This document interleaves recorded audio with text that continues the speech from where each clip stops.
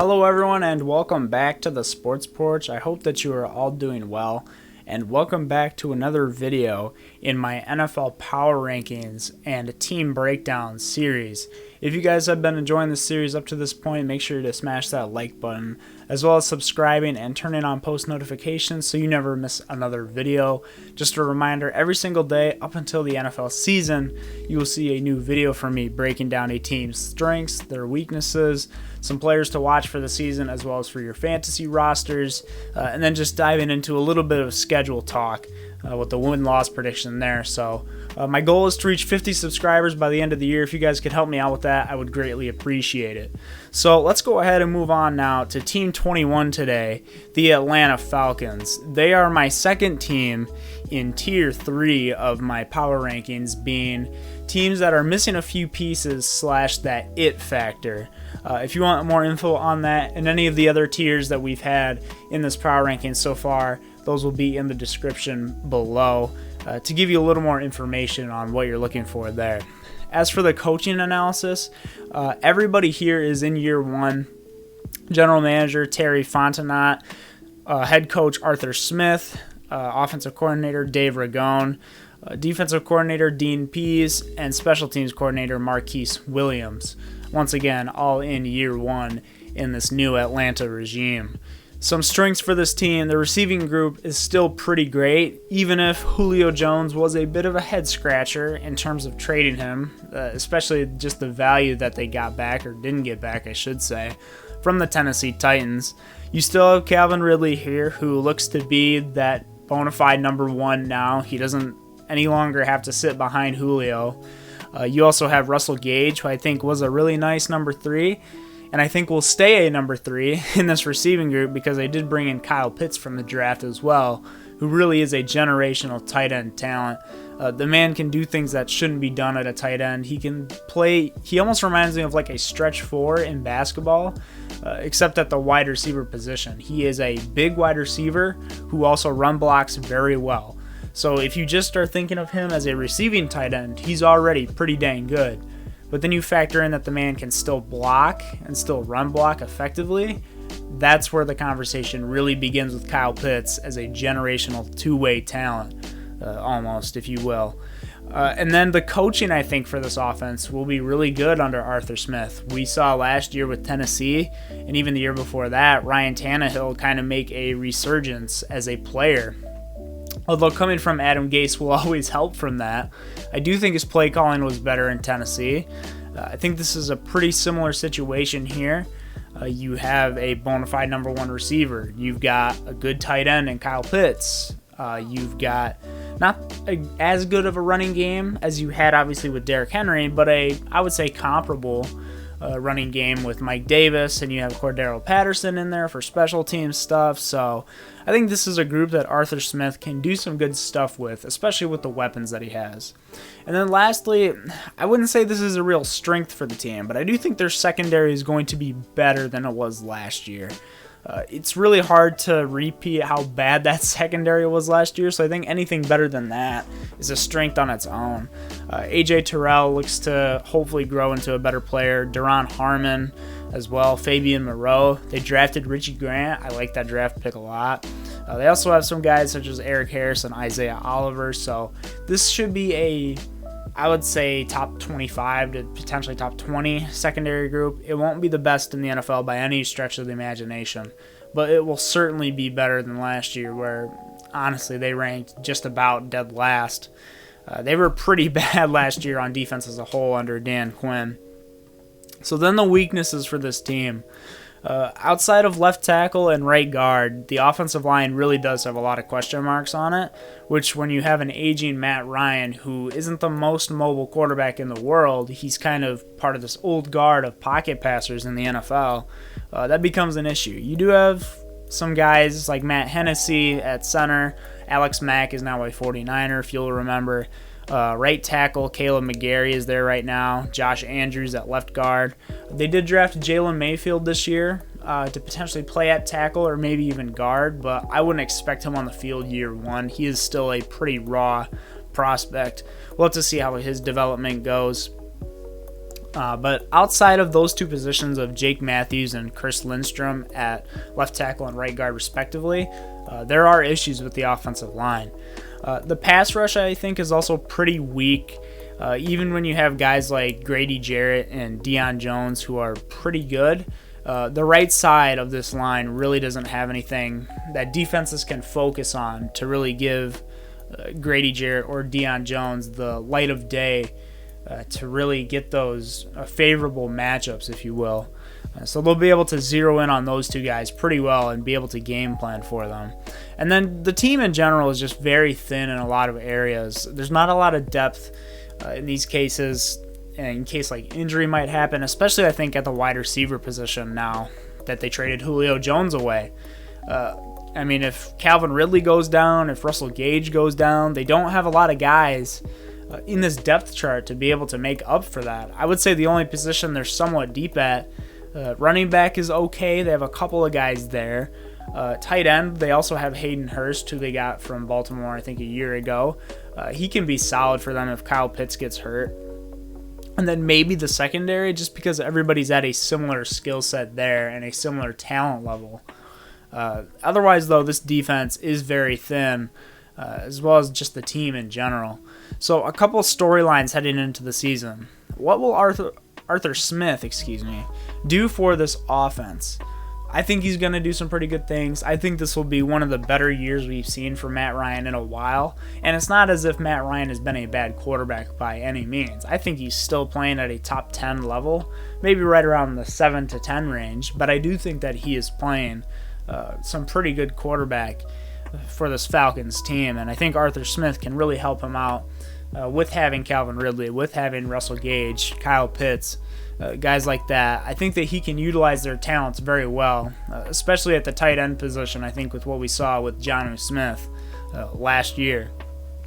And then will the defense be as terrible as last year? I do think last year their defense kind of improved after they fired Dan Quinn, so I would bet a lot of money that that one is certainly a lot better than it was last year. And then the last question, will they regret trading Julio Jones, and more specifically for getting lowballed on the deal? I understand why they traded him for that low value. They didn't really have a choice, I guess, is the mantra there. They really didn't have any time. They kind of just wanted him off the team, I guess, to give Calvin Ridley the reins of the offense in terms of the wide receiver room. But they definitely got lowballed. I think Julio should have gone for, at the very least, a first-round pick. And I think the Titans got an absolute steal, getting Julio Jones, a player of his caliber, for a second and a fourth. I think they're going to regret it. I think if they would have waited maybe till the trade deadline, they could have put a better package together. Although you also do run the risk of Julio either getting hurt halfway throughout the year or just not showing up like he has before. So I understand why they traded him at the time they did. I think they should have fielded more offers for him and maybe waited till they could really find the market for Julio Jones there. So some key players for this team. Matt Ryan, number one. I think he'll be fine this year once again. I think he'll be good to great. More leaning on that great side in most games. Calvin Ridley, it's his offense now. There's no denying that. He's got the keys, right? We'll see what he can do as a true number one now, getting true number one corners week in and week out. I know Julio has been hurt the past year or so. He's been dealing with some nagging injuries there, so he has been getting those number one corners at times, but this will be the true year where we're truly game planning for Calvin Ridley as a defense, and we're truly trying to eliminate him as a threat. So we will see what they do in terms of other defenses and game planning Calvin Ridley and how much they can really stop him. And then Kyle Pitts, you know, they had the number 4 overall pick. Time to let the dog out. You know, as much as I love that dog, she is very annoying at times, especially when I'm trying to record stuff like this. So anyway, I think I was saying Kyle Pitts, right? He was their fourth round, or not their fourth round, sorry, the dog really has me messed up right now. Kyle Pitts was their 4th overall pick. He is, like I said, a generational tight end talent. He's just got to show it at this level. I think he will show it at this level. I think he's a special player, and he really does have some justification to do. I'll talk about that a little more toward the end of the video. So the 3 best fantasy players, if you're a fantasy guy at all, then this is a team you'll know will be in the crosshairs of a lot of people. Calvin Ridley at number 1, you should expect him to go within the first 2 to 3 rounds of every draft you do this year, whether it be Dynasty or redraft. He's going to get drafted pretty high now that Julio is gone. Kyle Pitts also, especially I think in rookie Dynasty drafts, you're going to see Lawrence, Fields, Wilson, Lance potentially come off the board first, those 4. And then after that, you're going to see between Najee Harris, Jamar Chase, and Kyle Pitts, that's going to be the next guy to come off the board between those 3, depending on your team needs. I think I have the 5th or the 6th pick in my Dynasty draft, so I'm hoping I can get one of those guys. But Kyle Pitts is definitely going to be a guy who's going to get snatched up very quick. Although I do think that if you are in a redraft league, I think you might be able to get him a little bit lower in the draft, and I think that might be a steal because he could have a sneaky good year at tight end, or not even a sneaky good year. I think he'll just have a good year in general. And then my sleeper player for Dynasty, a lot of the guys I've said before have really been like draft and stash, put on your taxi squad and forget about them until they kind of pop off type of guys. This guy isn't, because this team doesn't really have a lot of players like that. Russell Gage, he's someone who I think will get a little bit forgotten about. You know, Calvin Ridley is expected to have a really big jump this year. Kyle Pitts as well coming in. Russell Gage will be the number 3 if you look at this team, but I think he'll be a solid number 3, and he's the number 2 wide receiver as well. Kyle Pitts won't be on the field all the time, right? Hayden Hurst will get some of those snaps, maybe on some play action looks where they really want to sell the run, because he is just a better blocking tight end as of right now. So Russell Gage is someone to look at, maybe take a flyer pick on him, see how he ends up this season. So then for the schedule overview, they do have the 3rd easiest schedule in the NFL, so that will help them out a lot this year, the Atlanta Falcons. Some key games to watch out for them. Week 8 versus Carolina, divisional game. It's going to be a good test to see where they're at as a team playing a young Carolina team. Week 10 at Dallas. If you saw the game last year, you'll know why that's a key game. Those two have always kind of had some interesting games against each other, and last year especially, Atlanta's really looking for revenge, I think, in that one. And then Week 13 versus Tampa Bay. Once again, that's sort of a heat check, sort of a mid-season stop to see how they're doing and to really check the status of this team and how things are going this year. And then Week 18 versus New Orleans. That's going to be basically a microcosm of the season, I think, for Atlanta and how well they do. It's a very winnable game for them. I think at New Orleans, they will lose that game. But I think playing at home against them, it's very winnable. So we'll just have to see there. My prediction for them is that they go 7-10. My floor for them is 6 wins. Just because there's, I think, a little bit too much talent on this team. The offense, I think, will be too good to lose them many more games than that. But I think their ceiling is 11 wins. You know, Kyle Pitts really breaks out. They find an answer a little bit on the offensive line. Matt Ryan has an MVP, Kyle Shanahan 2016-esque season again. And this team could really do something. You know, the secondary steps up. Some guys on that right side of the defensive line maybe step up a little bit. And you could find some success here and have a pretty good season if you're Atlanta, coming in second in the NFC South, which I think with the Buccaneers in your division is not a bad feat at all. So the Vegas over-under for this team is 7.5 wins. I would say this is truly a no bet. This team has a lot of talent, like I said before, where it really does depend on how you view certain games going and certain outlooks, where I would just take a no bet. If I was betting personally, as you can see, I'd probably take the under ever so slightly. But with guys like Matt Ryan and Arthur Smith, I think they're more likely than not going to be sitting at 7 or 8 wins around the end of the year. So just a final statement on this team. I think the Falcons are going to be fine this year. But my question is, to what avail, really? I mean, like I said before, the team is very thin, and they kept Matt Ryan. Now, I understand them wanting to keep him on the team, right? He is still a good quarterback, I think. Still a great quarterback, especially at times. But you had the 4th pick in this year's draft. You traded away Julio Jones. I know it was after the Kyle Pitts pick, or after the draft, but why would you trade Julio Jones away if you're planning on keeping with Matt Ryan for the next couple of years anyway? I understand wanting to do a soft reboot, but I am personally never a fan of that. I am always someone who, in the NFL, you should always try to find a way to be trending upward. And I don't think that the moves the Falcons made this year make them trend upward.